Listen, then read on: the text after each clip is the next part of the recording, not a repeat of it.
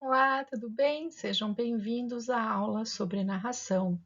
Narração é um tipo textual extremamente importante para as nossas atividades, para os textos que a gente vai produzir. Claro que dentro de um texto, né, um gênero pode ter narração, descrição, dissertação ao mesmo tempo, mas a narração é extremamente importante porque é esse contar, esse narrar ações dentro de uma história. Vamos conhecer? Bom, primeira coisa lá, o que é narrar? Narrar é relacionar, é relatar fatos, personagens. A narração sempre dá a ideia de movimento, de organização das ações no tempo. O tempo e a ação são extremamente importantes na narração. Eu sempre brinco, narra a ação. O que é narrar? Então, ela representa fatos reais, fictícios, utilizando, então, ou signos verbais, né, falados, escritos, ou não verbais, por exemplo, uma imagem, né, para contar uma história. Nesse contar essa história, nesse contar dos fatos, há um desenrolar desses fatos, que eles se desenvolvem utilizando personagens e que ocorrem num tempo e num espaço. A gente pode narrar tantos fatos reais, por exemplo, a respeito da história de um país, a história de alguém, como fatos fictícios, que não têm lá compromisso com a realidade, que são criados para levar a algum lugar.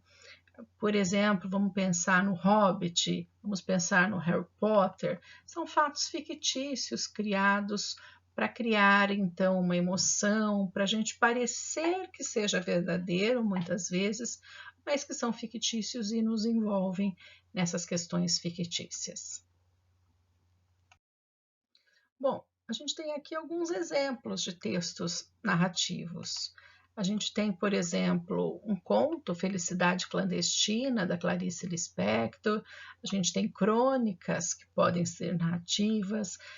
Desde muito pequeno, nós temos contato com os contos de fada, por exemplo, A Chapeuzinho Vermelho, Os Três Porquinhos, fábulas como a neve, a formiguinha e a neve. A gente pode ter músicas que são narrativas também. Então a gente tem a narração presente em diversos gêneros. Aqui a gente tem uma tirinha que trabalha tanto o verbal quanto o não verbal. Traz então o texto escrito e a imagem para contar uma história. Aqui a gente tem uma propaganda. Vejam que nessa propaganda a palavra escrita é pouquíssimo utilizada, mas ela também vai contar uma história. Ela conta a história aqui de um abridor de garrafa que olha lá um quadro de uma pessoa dizendo: Olha, pode me telefonar. Nossa, o que será que é essa história? Aí ele vai e assiste um filme, assiste uma apresentação sobre esta mesma cerveja, que aqui era a história da cerveja. Mas vejam só, ela vai à noite, indo embora, passando por um lugar, e aí ele, esse abridor de garrafas, escondido aqui, espera por ela. Vejam que aqui no cantinho, ó, tem uma câmera de vigilância. Ufa, ainda bem. Olha o que acontece. Ela está caída, aberta, estragada. E olha quem está escondido lá no fundo. Olha quem está escondido aqui. O abridor de garrafas. E aqui, ó, aquele vidro de investigação, ela está aqui tentando reconhecer qual era o criminoso. Vejam que é uma brincadeira que a propaganda faz, mas ela só com imagens conta uma história para gente. Tem personagens, que é a garrafa, que é o abridor de garrafa, que é a polícia. Tem para gente um lugar que acontece, que é numa cidade, à noite, né? Tem para gente o tempo, né, que se passa, que é a noite. Tem para gente ainda a ideia de ser contada por uma terceira pessoa, não é nenhum nem outro que conta, é um narrador que está externo. Então, a gente tem aqui uma história contada. Para a gente conhecer os elementos da narrativa, a gente tem que perguntar o que aconteceu, quem participou, quem contou, onde a história se passa, quando essa história se passou, ou quando ela foi contada, como deve ser. Essas perguntas aqui ajudam a gente a escrever uma história bem completa, ou pelo menos iniciar uma história bem completa. Para vocês não esquecerem, pensem sempre nesses elementos que têm que ser apresentados logo no início: personagem, espaço, narrador, tempo e o enredo. Se a gente tiver tudo isso, a gente está criando boas histórias. Lembrem da palavra pente, olha só, uma maneira fácil de vocês lembrarem.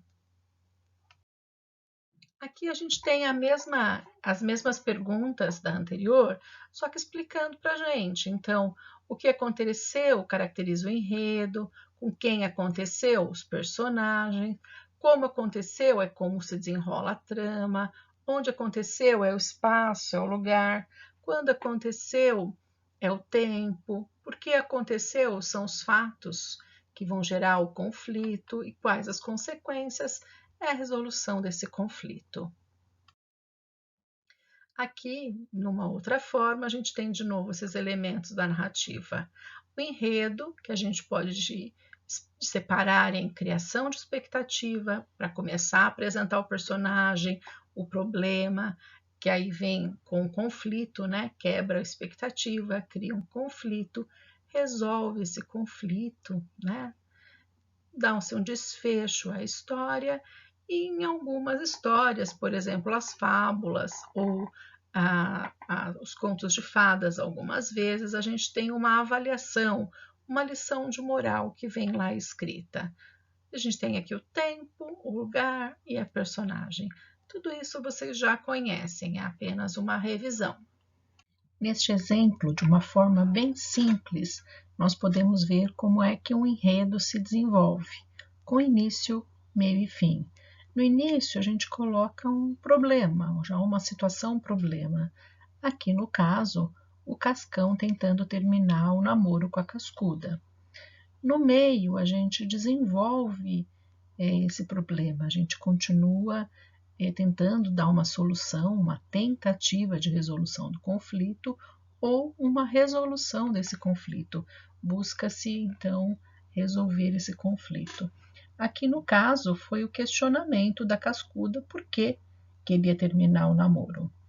E o desfecho é o final da história, né? Que normalmente numa história tem que ser inesperado, tem que surpreender. Aqui no caso, ele estava terminando com a Cascuda porque estava ameaçando chover e ele tinha só um guarda-chuva. Então, início, meio e fim, como vocês aprenderam desde pequenos, desde o ensino fundamental, anos iniciais, é o começo, o meio e fim. Quando a gente trabalha com enredo agora, a gente aprofunda um pouco esse início, meio e fim, que é o que a gente vai ver na sequência. Essas perguntas ou esses elementos, eles nos ajudam a entender este movimento, que são as sequências lógico-temporais da narrativa. Olha, a criação da expectativa é o começo da narrativa, a introdução. O conflito e a resolução de conflito, elas estão aqui, ó, no desenvolvimento, no clímax, no ponto mais importante. E o desfecho é o final da história, é como ela termina. Guardem bem esses elementos do enredo, porque nós vamos olhar para eles agora numa história e depois, é claro, nós usaremos em várias outras histórias. Aqui a história Bezerro Sem Mãe, da autora Raquel de Queiroz, foi marcada em cores diferentes para que a gente possa entender essa organização. Então, foi numa fazenda de gado no tempo do ano em que as vacas dão cria, cada vaca toda satisfeita com o seu bezerro. Veja que aqui a gente começa a apresentar quem são os personagens, o tempo, onde acontece, os principais elementos ali ligados a personagem, tempo e espaço. Na sequência, vejam que começa com o mas, né? O mas indica que vai acontecer alguma coisa inesperada, que alguma coisa contraria o que estava sendo dito antes. Então a gente começa aqui uma quebra da expectativa, apresentando um conflito. Mas dois deles andavam tristes de dar pena, uma vaca que tinha perdido seu bezerro e um bezerro que ficou sem mãe. A vaquinha até parecia estar chorando, com os peitos cheios de leite, sem filho para mamar, e o bezerro sem mãe gemia, morrendo de fome e abandonado. Então aqui a gente tem um problema. A vaquinha está sem filhote e o filhote está sem mãe. Vamos tentar resolver esse conflito ou vamos resolver esse conflito. Não adiantava juntar os dois, porque a vaca não aceitava.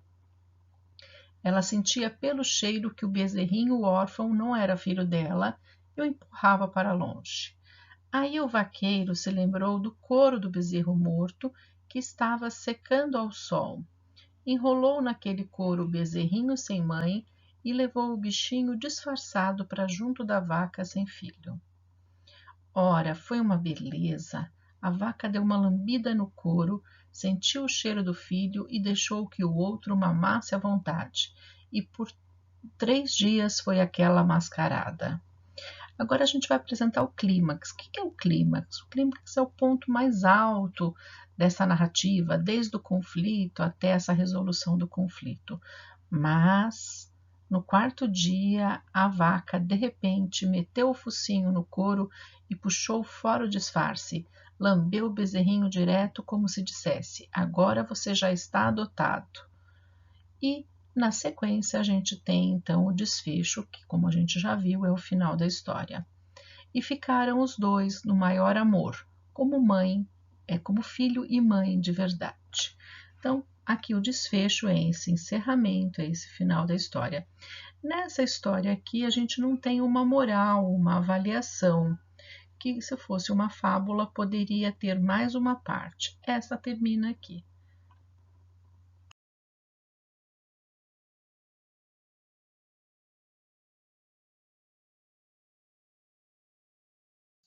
Eles podem ser de duas formas.